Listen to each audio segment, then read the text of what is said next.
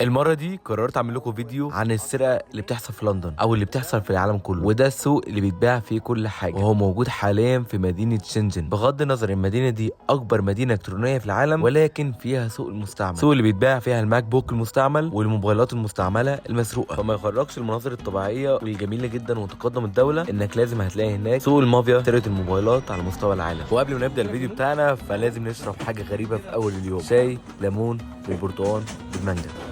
دوم كل حاجة. ايه ده؟ You have like this؟ ميني دل واحدة 100 لاست. لاست برايس. هنا التعامل هنا بالوي شات. Let me see. يا عايزين نشوف ايه؟ الله على طول جابتها. هي هو في اختلاف. دي اوريجينال؟ Copy original. كوبي اوريجينال. انا اقول لها 5 اقول لها 60. قول لها 60 ها. No. فلو عايزين